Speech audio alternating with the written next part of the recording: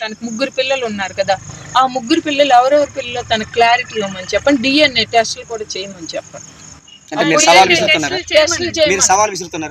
DNA టెస్టులు తన పిల్లలు ఎవరితో పుట్టారు అనేది, దాని క్యారెక్టర్ ఎలాంటిది అనేది మేము బ్లేమ్ చేయడం కాదు, టెస్టులు చేయమనండి. టెస్టులు చేస్తే రిజల్ట్ వస్తుంది కదా. నా పిల్లల కోసం ఎందుకండి మాట్లాడాలి? ఆడపిల్లల కోసం నేను ఎందుకు నా పిల్లల కోసం ఎందుకు కామెంట్ చేయాలి? వాళ్ళు ఆడపిల్లలు కదా, చిన్నపిల్లలు. వాళ్ళకి అలాగే కామెంట్స్ చేసే సంస్కారం ఉందా? కొంచెం బుద్ధి ఉందా నీకు? Useless fellow. నువ్వు చదువుకున్నావా? నీ చదువు నీ సంస్కారం నేర్పించిందా? ఒక ఆడపిల్లలు, ముగ్గురు చిన్న పసిపిల్లలు, 4 సంవత్సరాల పిల్ల, 8 సంవత్సరాలు, 9 సంవత్సరాల పిల్లల కోసం నువ్వు మాట్లాడుతున్నావు ఇంత నీచంగా.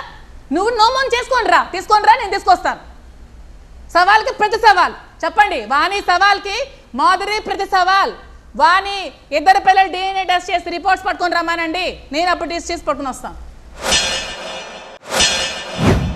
జగన్ అన్నకి నేను ఒకటే కోరుతున్నాను, ఇలాంటి వ్యక్తుల్ని దయచేసి, ఇలాంటి కుటుంబంని, అలాంటి దువ్వాడ శ్రీని, అలాంటి కుటుంబాన్ని ఇమీడియట్గా ఎమ్మెల్సీ నుండి సస్పెండ్ చేసి అలాంటి వ్యక్తులకు పదవులు ఇవ్వకండి.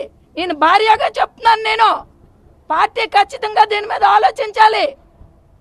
చాలా చెత్తగా బిహేవ్ చేస్తున్నారు. మేమెంత ఆలోచిస్తాం పార్టీ కోసం? మా మనోవేదన ఎందుకు పార్టీ ఆలోచించడం లేదు? మమ్మల్ని బయట పెట్టేసి ఎంత హీనంగా చూస్తున్నారు. కార్యకర్తల కోసం ఎంత వరస్ట్ గా మాట్లాడుతున్నారు. ఒక ఎమ్మెల్యేగా కంటెస్టెంట్ చేస్తున్న తన తండ్రి, ఎమ్మెల్యేగా కంటెస్టెంట్ చేస్తున్న భర్తకి ఎగనెస్ట్గా మీరు టీడీపీకి సపోర్ట్ చేసుకొని, మీ టీడీపీతో చేతులు కలిపి, మీ టీడీపీకి ఓట్లు వేయమని చెప్పి పబ్లిక్గా ఎవరిని అడిగినా చెప్తున్నారు. ఆల్రెడీ మీరు కనుక్కున్నారు. మరి ఇలాంటి వ్యక్తులు ఈరోజు వచ్చి అందరి ముందు, మీడియా ముందుకు వచ్చి మా నాన్న, మా మొగుడు, మరి అప్పుడేమయ్యాడు మొగుడు, అప్పుడేమయ్యాడు నాన్న, అప్పుడు లేదా మీకు? అప్పుడు బుద్ధి లేదా? అంటే రాజకీయాలు అయిపోయి, ఎలక్షన్లు అయిపోయి, టికెట్లు అయిపోయి, డబ్బులు అయిపోయి, అన్నీ అయిపోయి, ఇప్పుడు ఏకలు లేక బికారోళ్ళు రోడ్ల మీద పడి ఇప్పుడు వచ్చి ఎవరి జీవితాలు తీస్తారు, ఎవరి కొంపలు తీస్తారు మీరు?